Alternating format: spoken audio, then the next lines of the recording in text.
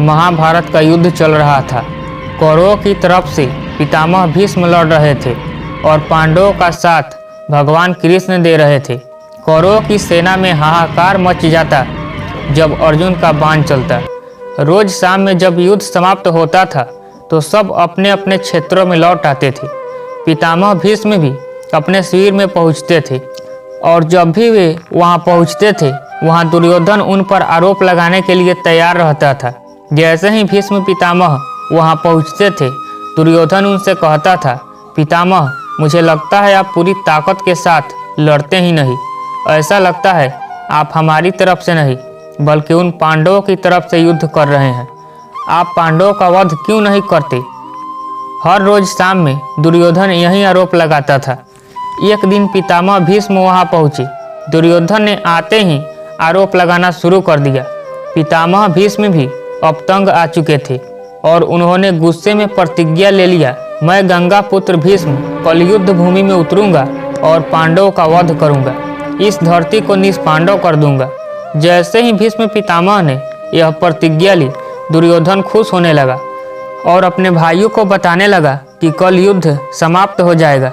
कल तो पितामह पांडवों का वध कर देंगे, कोई भी नहीं बचेगा, हमारे दुश्मन नहीं बचेंगे। यही बात पांडवों के शिविर में पहुंची। पांडवों के पत्नी द्रौपदी को यह बात पता चली तो उन्हें अनर्थ होने की आशंका हुई। द्रौपदी भगवान कृष्ण के पास पहुंची और बोली, सखा हमें बचाइए, मेरे पतियों पर संकट आ गया है। पितामह भीष्म ने प्रतिज्ञा ले ली है कि वह पांडवों का वध करेंगे। इस समस्या का समाधान कीजिए, आपकी वजह से यह सारा युद्ध हो रहा है।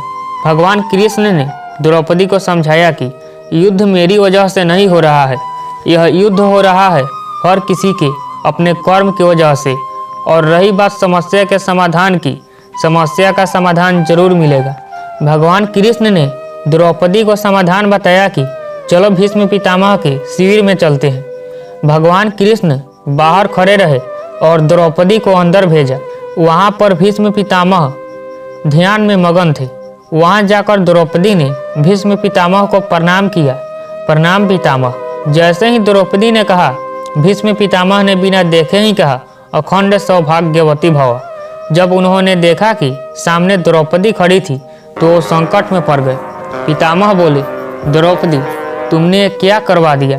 थोड़ी देर पहले ही मैंने प्रतिज्ञा ले ली है कि पांडवों का वध करूंगा और जब मैंने अपने वचन से आशीर्वाद दे दिया कि अखंड सौभाग्यवती भव, मैं तो बड़े संकट में पड़ गया हूँ। यह तुमसे किसने करवाया? तुम तो यह नहीं कर सकती। द्रौपदी ने कहा, आप ठीक कह रहे हैं पितामह, यह मैंने नहीं किया, श्री कृष्ण ने करवाया है। भीष्म पितामह ने भगवान कृष्ण को अंदर बुलवाया और प्रणाम करके बोले, हे वासुदेव तुमने मुझसे यह क्या करवा दिया? मेरी प्रतिज्ञा को मेरे ही वचन से तुड़वा दिया। मेरी समस्या का समाधान कीजिए गिरधर। भगवान कृष्ण ने कहा, पितामह आपको खुद मालूम है कि आपकी समस्या का समाधान क्या है। अब भीष्म पितामह ने पांडवों को बुलवाया और पांडवों से कहा, मेरी बात तुम्हें माननी होगी। पांडवों ने कहा, ठीक है। पितामह भीष्म ने कहा, अर्जुन कल तुम मेरा वध करोगे। अर्जुन ने कहा, मैं आपका वध कैसे कर सकता हूँ? पितामह भीष्म ने कहा, वत्स कल तुम्हें मेरे प्राण लेने होंगे और यह काम तुम्हें करना होगा। अर्जुन ने कहा, जो आज्ञा पितामह, लेकिन मैं आपका वध कैसे कर सकता हूँ? आपको तो इच्छा मृत्यु का वरदान है। भीष्म पितामह ने कहा, तुम बात तो ठीक कह रहे हो। जब मैं अपनी पूरी ताकत से लड़ूंगा तो महादेव के अतिरिक्त मुझे कोई परास्त नहीं कर सकता। लेकिन एक शर्त है जिससे तुम बच सकते हो। तुम मेरे सामने युद्ध भूमि में किसी नारी को लेकर आ जाओ। पांडवों ने कहा, युद्ध भूमि में नारी कैसे आएगी? पितामह भीष्म ने कहा, अब ये सब वासुदेव पर छोड़ दो।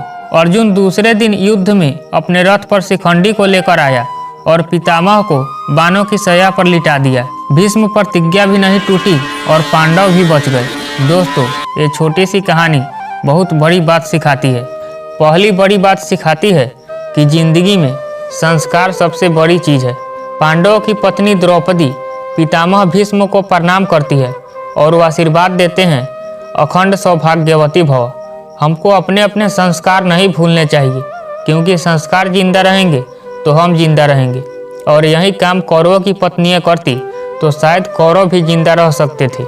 और दूसरी बड़ी बात सिखाती है कि जिंदगी में हर समस्या का समाधान है। इतने बड़े बड़े संकट आए, लेकिन महाभारत में हर संकट का समाधान होता चला गया। संसार में ऐसी कोई समस्या नहीं है जिसका समाधान न हो। हर समस्या का समाधान है, कोई न कोई रास्ता है, बस आपको ढूंढना पड़ेगा। अगर आपको इस वीडियो से कुछ सीखने को मिला है तो वीडियो को लाइक करके कमेंट में जय श्री कृष्ण जरूर लिखें। आपका बहुत बहुत धन्यवाद।